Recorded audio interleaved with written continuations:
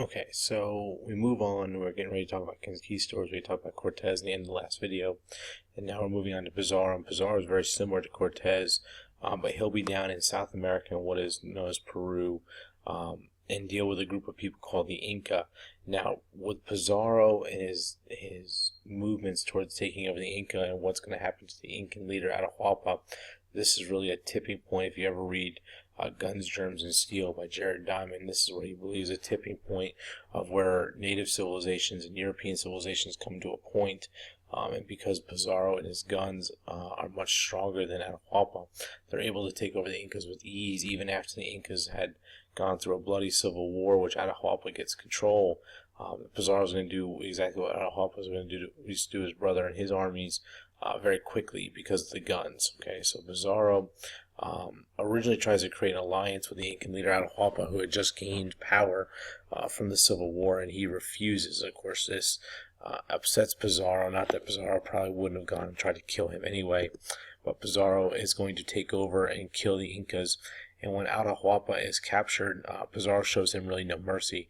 He is brought before him and killed almost immediately against the wishes of his advisors, simply because he thought he could use Atahualpa as kind of a way to negotiate with the other Incas.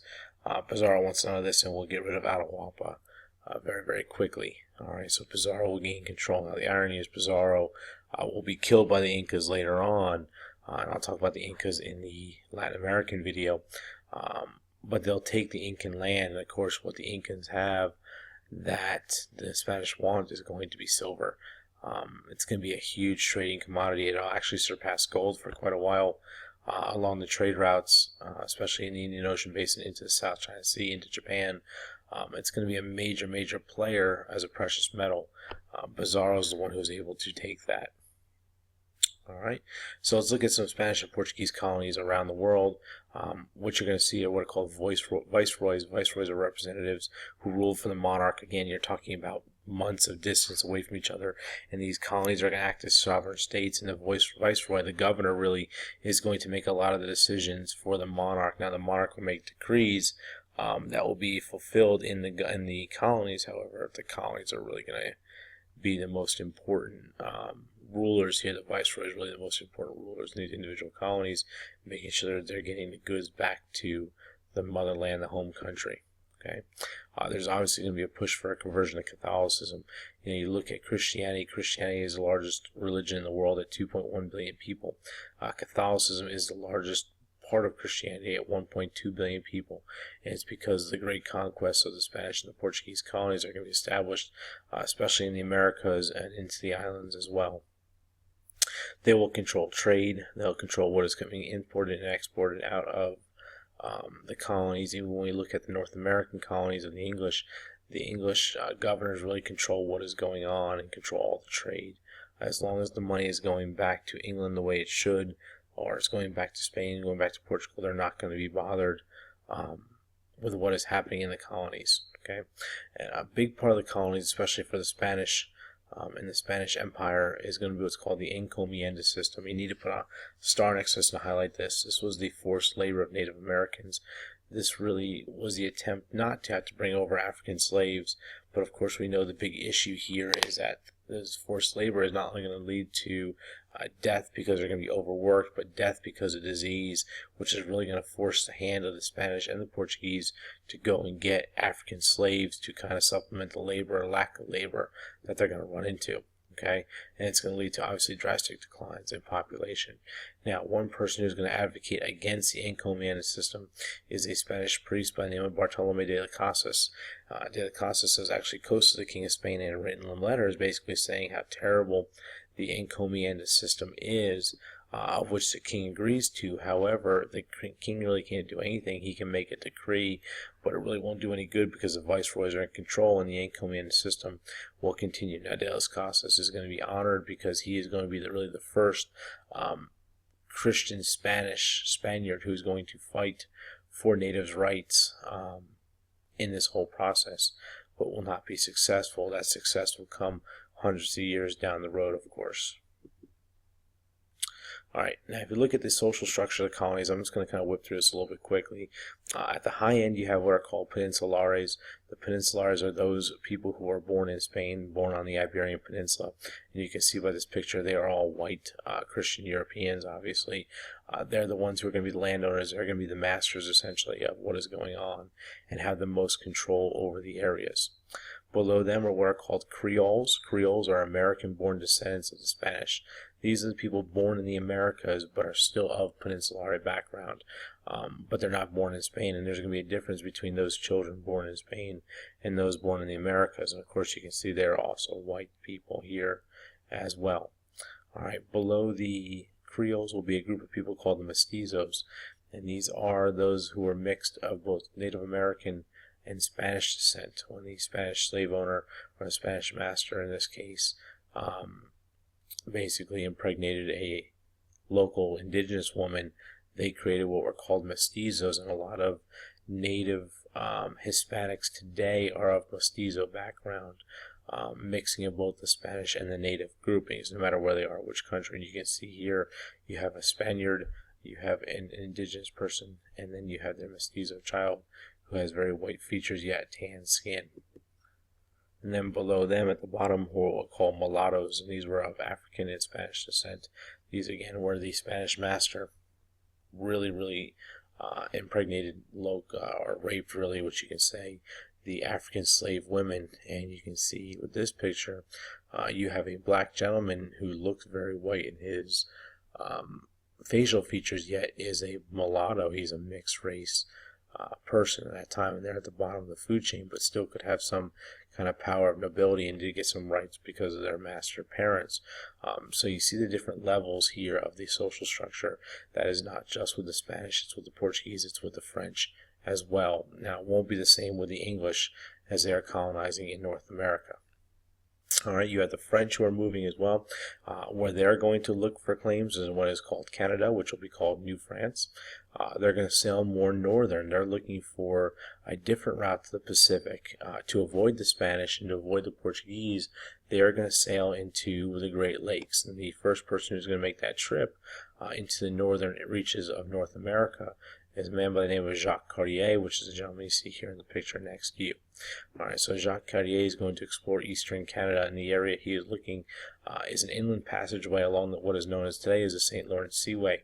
Very much like the Panama Canal, the St. Lawrence Seaway has locks that can change elevations and lead ships into the Great Lakes. Now, what they were disappointed to find out was there was no passage to the Pacific, but they were great to find out is as they go into Canada and find the riverways and the passageways into the Great Lakes, there is another type of resource that will be very valuable in France, and that's going to be pelts, beaver pelts in particular. And American beaver pelts are going to be worth far more than French beaver pelts are and bring a lot of money. So what's going to happen is the French are going to work very closely with the indigenous people of Canada and the North Central American colonies, eventually taking them over, of course, and making land claims, and eventually finding their way into the Mississippi River and down to the delta out of what is modern-day New Orleans. The French will have a lot of control over that section of the Americas. Okay, you can see with Cartier's original passages, he goes into and around Newfoundland, Prince Edward Island. You see here, even though this is his first voyage, on subsequent voyages, he and Champlain are going to go down in what is known as the St. Lawrence Seaway into northern New York, Vermont, and find their way into other parts, especially into the Great Lakes region. You can see down in the lower section here, the Great Lakes region is going to become very profitable for the French and eventually the English as well. So the French are making their way into Canada. They're also going to make their way into the Caribbean, places like Haiti and some other smaller islands, Martinique. They're going to be very valuable, especially in the sugar trade. All right, obviously the English are going to establish colonies in the Americas as well. More importantly, they're going to go to Jamestown, Virginia. It's going to be a business venture, what is known as a joint stock company. People are going to invest in land buying in Virginia. And the whole idea was that England should set up a colony that is on the same latitude or longitude as the Mediterranean, so they can get a lot of the goods that they're missing out of the Mediterranean and send them back into England without having to deal with the trading of the Spanish, the French, the Portuguese, or the Italians. But in this case, what they find out is they're drastically wrong, and the weather of the Americas or especially of North America, is completely different than the Mediterranean, even though we're on the same line. And what they'll find, especially in Jamestown, is they're going to need a new product that is going to become very profitable, and that is going to be American tobacco. American tobacco is going to be huge because of the nicotine addiction. There is no better tobacco in the world than American tobacco, and the British are going to really get a firm hold on that trade and on that important resource by establishing Jamestown. You also have the group of Pilgrims that are going to settle in the Massachusetts Bay Colony. They're going to establish self-government underneath the Mayflower Compact. That is going to be a basis for our democracy down the road. It comes from the parliamentary democracy that you're going to find in England that we'll talk about later down the road. But because of this self-government, they are going to run essentially their own colony here, which will become a state in Massachusetts and become extremely important to the movement towards independence, which will be roughly 150 years from this point when they settle in the Massachusetts Bay Colony. Okay, and what England will do is they're going to claim the 13 colonies that we know of in North America and parts of Eastern Canada, and these were undesirable areas, but are going to become very, very profitable for England. Even though independence will come down the road for the American colonies, the English will become very powerful and really jumpstart what will be their British Empire. We'll talk about the Revolutionary War. The loss to the Americans is going to be huge for England, not in a negative way, but in a positive way, because they're going to redirect their focus on how to expand their empire and make it much, much stronger.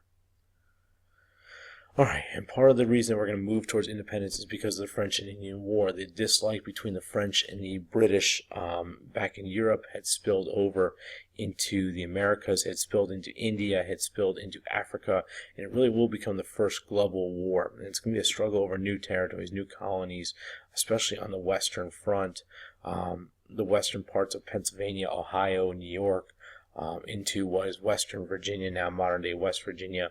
And the trade that's going to happen there, both the French and the British will get Indian counterpart allies, indigenous people, whether it be the Iroquois with the British or the Algonquins with the French, who also did not like each other. And there will be a war over these colonies to really establish dominance. And what will end up happening, again, part of this greater global conflict between France and England, what will end up happening is over the course of 7 years, the English will dominate the French and push the French back into Canada, expand their colonies away from the Atlantic seaboard into a more central area of the North America, and really gain a lot of control over these areas and begin to expand their empire. All right. In the next video, we're going to focus on the Atlantic slave trade and kind of the Columbian Exchange and the capitalistic ideas that are going to come along with this final part of exploration.